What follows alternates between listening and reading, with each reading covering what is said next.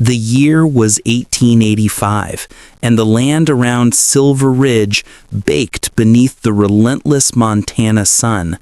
Dust rose in shimmering waves across the valley, coating everything it touched with the weary color of despair. The drought had stretched on for 2 long years, and with each passing month, Jacob Harding's hope had withered like the grass beneath his boots. Once, his ranch had been the pride of the territory, a sea of green pastures, strong cattle, and laughter echoing through the wide halls of the homestead he'd built with his own hands. But those days were gone. His wife, Eliza, had been the heart of this land. Since the day he buried her beneath the lone cottonwood tree by the creek, a piece of him had gone into the ground beside her. He rose before dawn, worked until his muscles burned, and returned home to silence. Nights were the worst, when the wind moaned across the plains and the shadows seemed to whisper her name. He didn't smile anymore. He didn't pray anymore.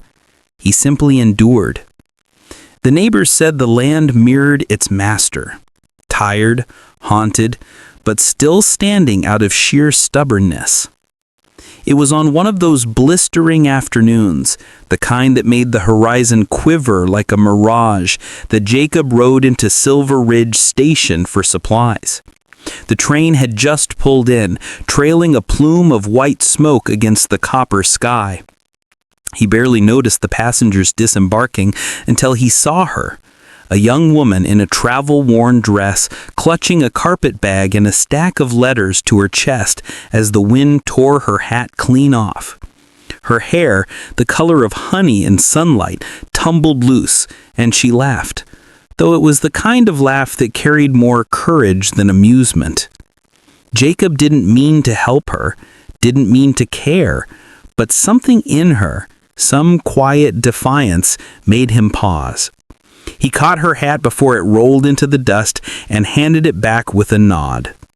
"Welcome to Silver Ridge, ma'am," he said, his voice rough from disuse. She smiled, breathless. "Thank you, sir. I hope it's as kind a place as it looks." He almost told her the truth, that this land could take everything from you if you let it. But instead, he simply tipped his hat and walked away.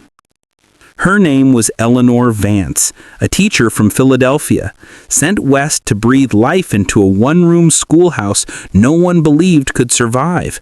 She was 28, unmarried, and had come alone, which was enough to make the town whisper. Yet she carried herself with a quiet dignity that silenced most gossip.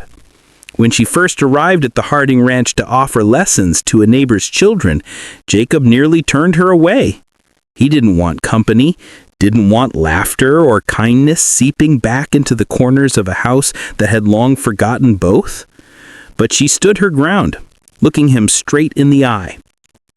"Mr. Harding, even the hardest soil can grow something beautiful if given a chance." He didn't answer, but he didn't tell her to leave either. That night, for the first time in years, Jacob found himself staring at the stars and wondering what it might feel like to live again.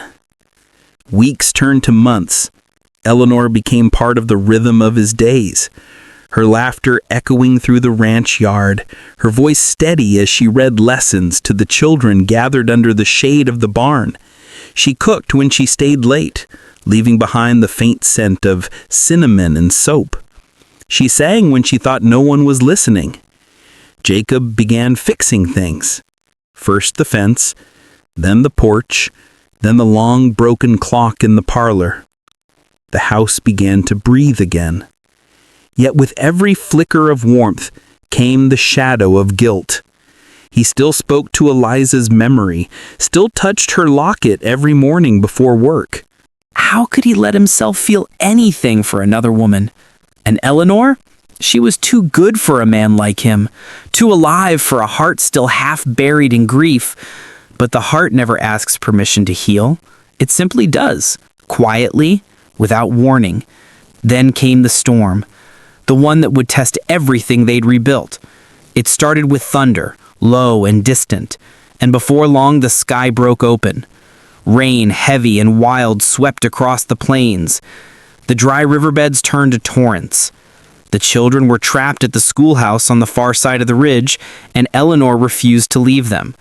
Jacob saddled his horse without hesitation. Through the darkness and rising waters, he rode harder than he ever had in his life.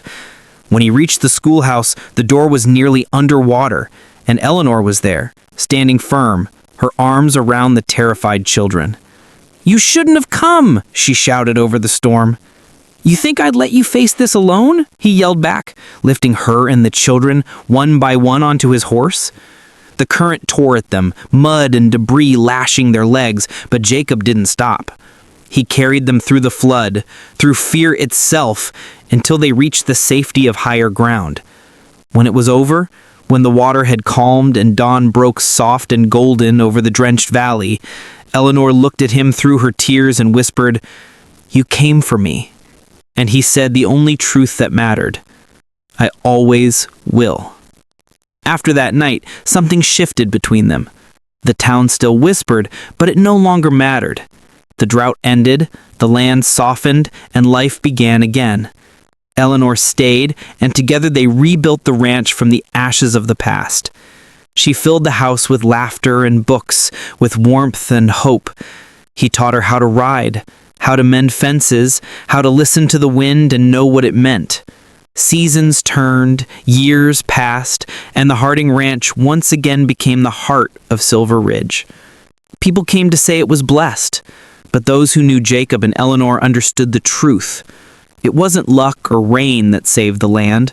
It was love, quiet and steadfast, forged through pain and patience. On winter nights, when the snow blanketed the plains and the fire crackled low, Jacob would sit beside Eleanor as she mended quilts by the hearth. He'd watch her fingers trace the seams, patching fabric the same way they had patched each other's hearts, carefully, with grace. "Every stitch tells a story," she'd say softly, "of loss, of hope, of home." He'd smile, pulling her closer. "Then ours is the longest story ever told." Outside, the wind would sigh through the cottonwoods, no longer mournful but peaceful. The land had healed. So had they. And in the heart of that vast, untamed frontier, love, real, enduring love, had taken root, growing strong and golden beneath the endless sky.